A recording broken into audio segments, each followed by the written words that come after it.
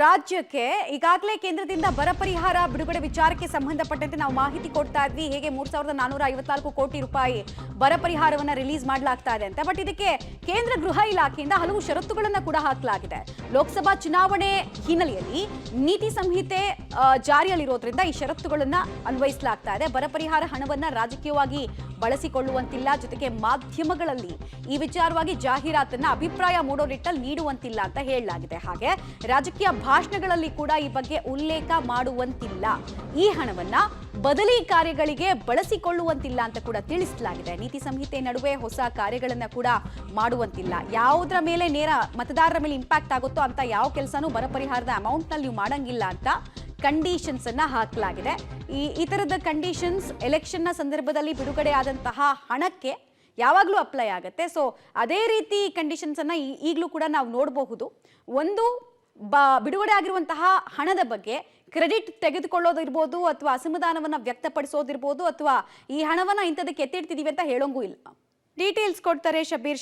ಸಾಮಾನ್ಯವಾಗಿ ನಾವು ನೋಡ್ತಾ ಬಂದಿದ್ದೀವಿ, ಎಲೆಕ್ಷನ್ ಇದ್ದಾಗ ಸ್ಪೆಷಲ್ ಟೈಮ್ನಲ್ಲಿ ಅಥವಾ ಸ್ಪೆಷಲ್ ಕ್ರೈಸಿಸ್ನ ಟೈಮ್ನಲ್ಲಿ ಯಾವಾಗ ಅಮೌಂಟ್ ರಿಲೀಸ್ ಆಗುತ್ತೋ ಅವಾಗೆಲ್ಲ ಕ್ರೈಟೀರಿಯಾ ಅಥವಾ ಕಂಡೀಷನ್ಸ್ ಅನ್ನು ಹಾಕ್ತಾರೆ. ಈಗ ಉಳಿದಂತೆ ಇನ್ನೇನೇನು ಕಂಡೀಷನ್ಸ್ ಅನ್ನ ಇಲ್ಲಿ ಹೈಲೈಟ್ ಮಾಡಲಾಗ್ತಾ ಇದೆ ಶಬೀರ್? ಮಮತಾ, ಸಾಮಾನ್ಯವಾಗಿ ಈ ತರದ ಹಣ ಬಿಡುಗಡೆ ಆದಂತ ಸಂದರ್ಭದಲ್ಲಿ ಅದನ್ನ ಬರ ಪರಿಹಾರಕ್ಕೆ ಅಥವಾ ಯಾವ ಕೆಲಸಕ್ಕೆ ಕೊಟ್ಟಿರ್ತಾರೆ ಆ ಕೆಲಸಕ್ಕೆ ಮಾತ್ರ ಬಳಸ್ಕೊಳ್ಬೇಕು, ಮತ್ತೆ ಹೊಸ ಕಾರ್ಯಗಳನ್ನ ಮಾಡುವಂತಿಲ್ಲ, ಈ ರೀತಿಯಾದಂತ ಬೇರೆ ಬೇರೆ ಒಂದಿಷ್ಟು ಕಂಡೀಷನ್ಸ್ ಗಳನ್ನ ಹಾಕಿರ್ತಾರೆ. ಆದ್ರೆ ಈ ಬಾರಿ ಲೋಕಸಭೆ ಚುನಾವಣೆಯ ನೀತಿ ಸಂಹಿತೆ ಜಾರಿ ಇರುವಂತಹ ಹಿನ್ನೆಲೆಯಲ್ಲಿ ಇದು ಮತದಾರರ ಮೇಲೆ ಎಫೆಕ್ಟ್ ಆಗುವಂತಹ ನಿರ್ಧಾರಗಳನ್ನ ಅಥವಾ ಕ್ರಮಗಳನ್ನ ಕೈಗೊಳ್ಳಬಾರದು ಅನ್ನುವಂತ ನಿಟ್ಟಿನಲ್ಲಿ ಕೇಂದ್ರ ಗೃಹ ಇಲಾಖೆ ಕೆಲವೊಂದಿಷ್ಟು ಷರತ್ತುಗಳನ್ನ ರಾಜ್ಯ ಸರ್ಕಾರಕ್ಕೆ ವಿಧಿಸುವಂತ ಕೆಲಸವನ್ನ ಮಾಡಿರುವಂತದ್ದು. ಮುಖ್ಯವಾಗಿ ಚುನಾವಣೆ ಇರುವಂತಹ ಹಿನ್ನೆಲೆಯಲ್ಲಿ ಇದನ್ನ ಪೊಲಿಟಿಕಲ್ ಅಡ್ವಾಂಟೇಜ್ ಆಗಿ ತೆಗೆದುಕೊಳ್ಳಬಾರದು ಅನ್ನುವಂತಹ ಸ್ಪಷ್ಟ ಷರತ್ತನ್ನ ಇಲ್ಲಿ ವಿಧಿಸಿರುವಂತದನ್ನ ಕೂಡ ನಾವು ಗಮನಿಸ್ತಾ ಇದ್ದೀವಿ. ಏನು ಬರ ಪರಿಹಾರದ ವಿಚಾರವಾಗಿ ದೊಡ್ಡ ದೊಡ್ಡ ಜಾಹೀರಾತುಗಳನ್ನ ಕೊಡಬಾರದು. ಅದು ಟಿವಿ ಇರ್ಬೋದು, ಪೇಪರ್ ಇರ್ಬೋದು, ರೇಡಿಯೋ ಇರ್ಬೋದು, ಅಥವಾ ಯಾವುದೇ ಇಂಟರ್ನೆಟ್ ಬೇಸ್ಡ್ ವೆಬ್ಸೈಟ್ಗಳಿರ್ಬೋದು, ಎಲ್ಲೂ ಕೂಡ ಇದಕ್ಕೆ ಸಂಬಂಧಪಟ್ಟಂತಹ ಜಾಹೀರಾತುಗಳನ್ನ ಕೊಡಬಹುದು.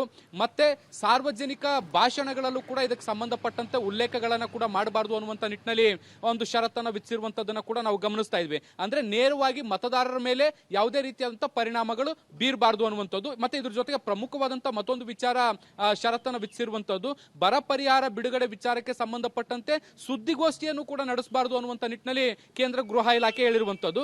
ಕೇವಲ ಇದು ರಾಜ್ಯ ಸರ್ಕಾರಕ್ಕೆ ಮಾತ್ರ ಅನ್ವಯ ಆಗಲ್ಲ, ಕೇಂದ್ರ ಸರ್ಕಾರಕ್ಕೂ ಕೂಡ ಅನ್ವಯ ಆಗುತ್ತೆ. ಹಾಗಾಗಿ ಕೇಂದ್ರ ಮತ್ತೆ ರಾಜ್ಯ ಸರ್ಕಾರ ಎರಡೂ ಕೂಡ ಬರ ಪರಿಹಾರ ವಿಚಾರವಾಗಿ ಯಾವುದೇ ಕಾರಣಕ್ಕೂ ಕೂಡ ಪೊಲಿಟಿಕಲ್ ಮೈಲೇಜ್ ಅನ್ನ ಅಥವಾ ಅಡ್ವಾಂಟೇಜ್ ಅನ್ನ ತೆಗೆದುಕೊಳ್ಳಬಾರದು ಅನ್ನುವಂತ ಕಾರಣಕ್ಕೆ ಈ ಒಂದು ಷರತ್ತುಗಳನ್ನ ಈಗ ಸದ್ಯಕ್ಕೆ ವಿಧಿಸಿರುವಂತದ್ದು. ಮಮತಾ, ರೈಟ್, ಧನ್ಯವಾದ ಶಬೀರ್ ತಮ್ಮೆಲ್ಲ ಮಾಹಿತಿಗಾಗಿ. ಷರತ್ತುಗಳನ್ನ ವಿಧಿಸಲಾಗಿದೆ, ಇದರ ಉದ್ದೇಶ ಸ್ಪಷ್ಟ.